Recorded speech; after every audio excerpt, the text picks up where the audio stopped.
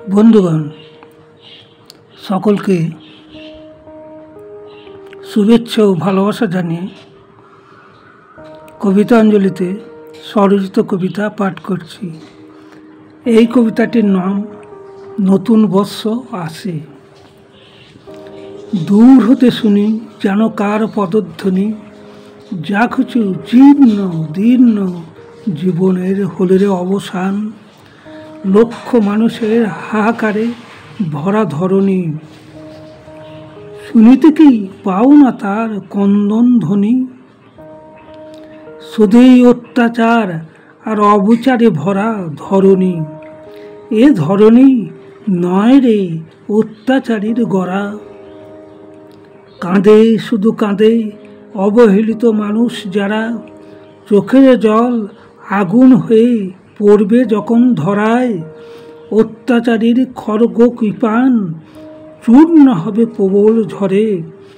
নতুন বৎসর ঘুরে ঘুরে আসে ধরার বুকে।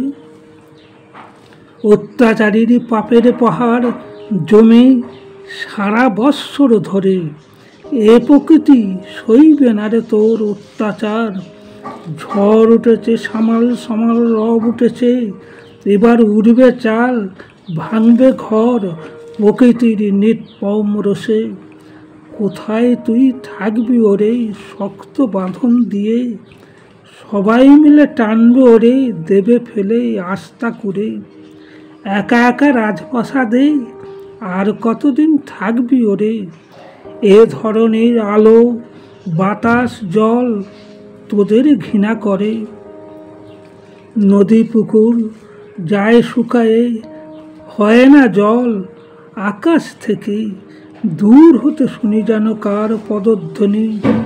নতুন বৎসরে অত্যাচারী বিদায় লবে, আসবে নতুন নতুন করে রাঙিয়ে দিতে এই ধরণীকে।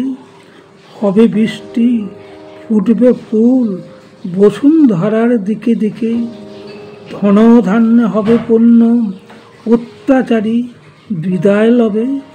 থাকবে সুখে ভালো মানুষ, রইবে তোমার নতুন পদচিহ্ন এই ধরণীতে। বন্ধুগণ, এই কবিতাটি শুনে যদি আপনাদের ভালো লাগে লাইক করবেন, শেয়ার করবেন, সাবস্ক্রাইব করবেন, কমেন্ট করবেন। আপনাদের ভালোবাসায় আমার কবিতা লেখার প্রেরণা। আবার আমি আমার স্বরচিত কবিতা নিয়ে আসছি। আজকের মতো বিদায় নিচ্ছি।